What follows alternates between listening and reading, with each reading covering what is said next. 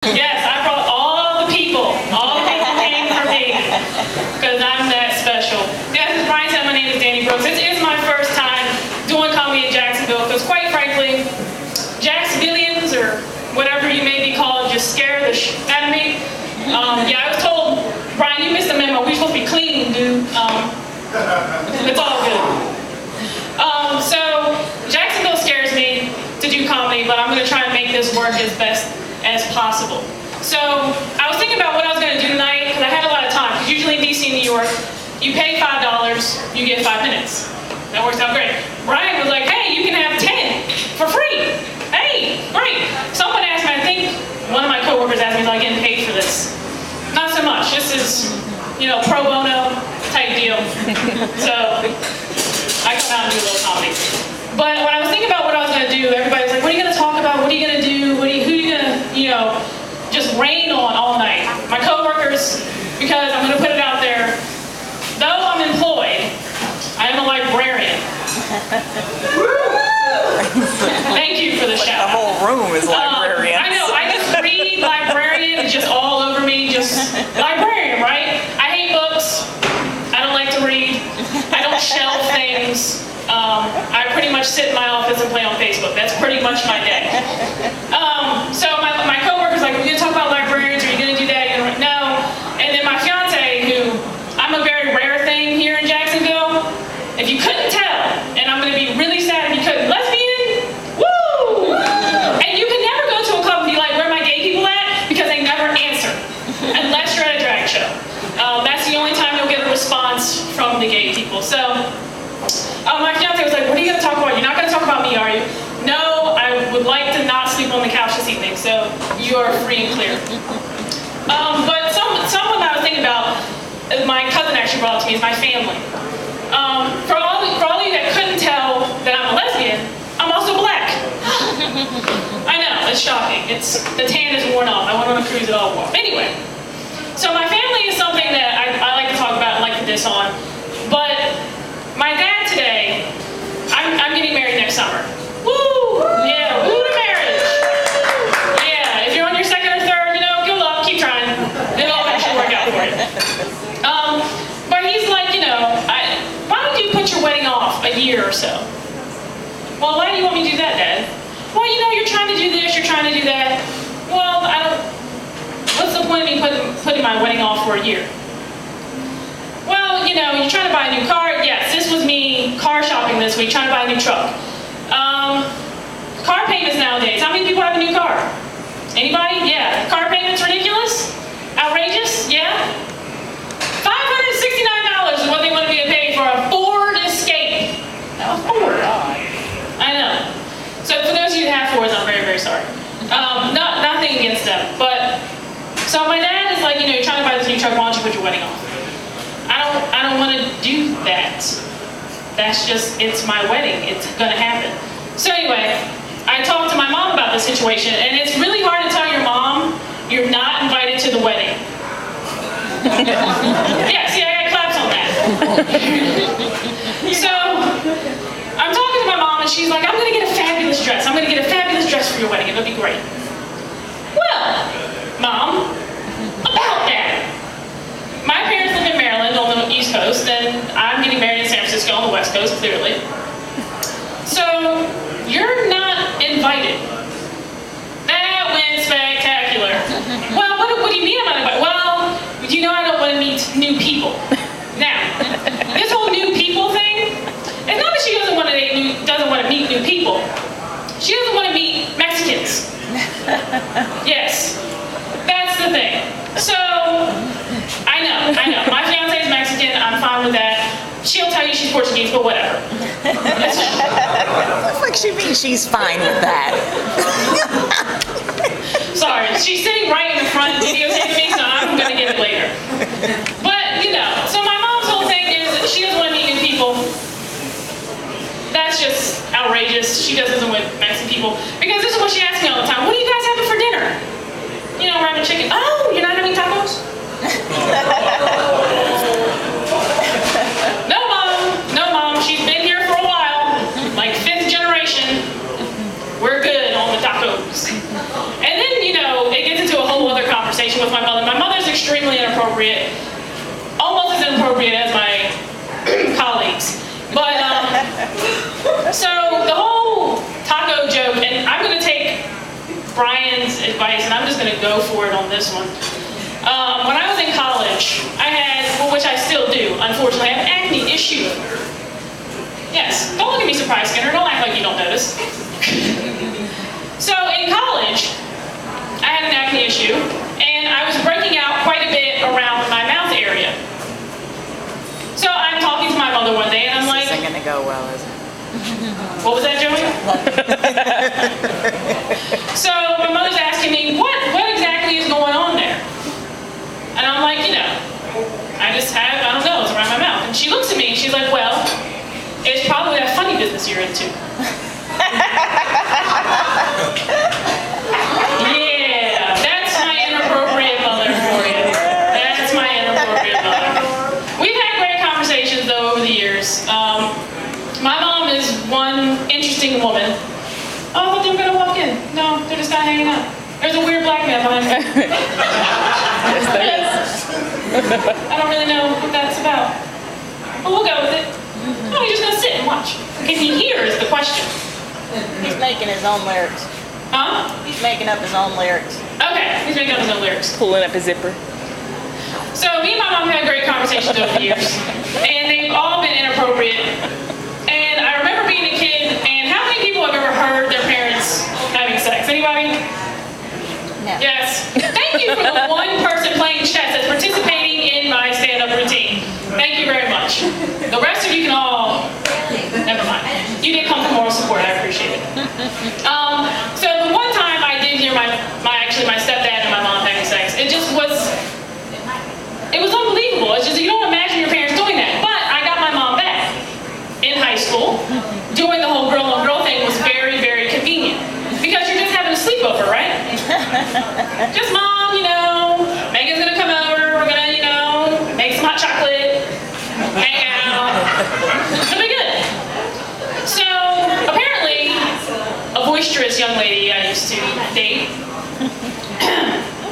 I lived in a big house. It was a 3-bedroom townhouse, so you can imagine the bedrooms are pretty close together.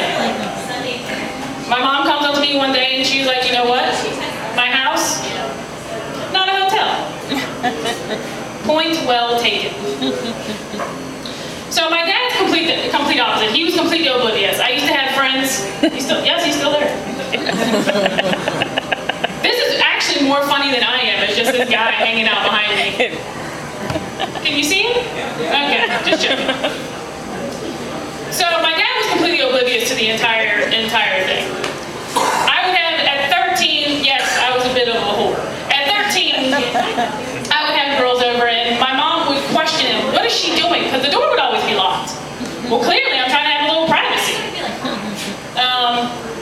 So my dad was completely oblivious to the entire thing. But back to him and the whole wedding fiasco.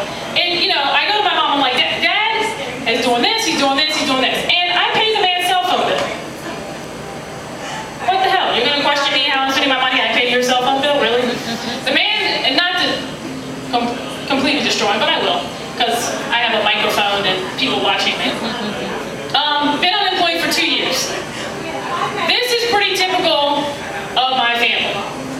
Unemployment runs rapid. And it's just funny being a part of a black family. I don't know if anyone has experience. Thank you, the one black woman who has experience, and Damon. Damn it, Damon! Okay. This is the one other black coworker that I have, and I always forget he's in the room. Not because I don't notice him, but just, he hasn't been there very long. What has it been, a year? Yeah. Okay, it's been a year.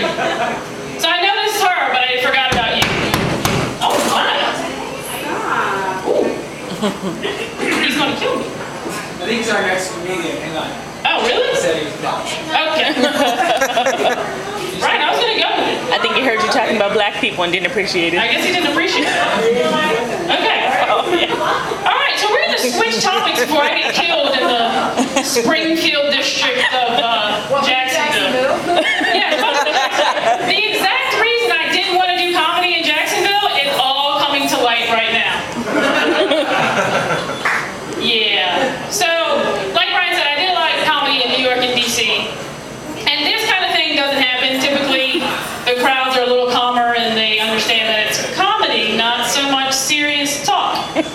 Seriously.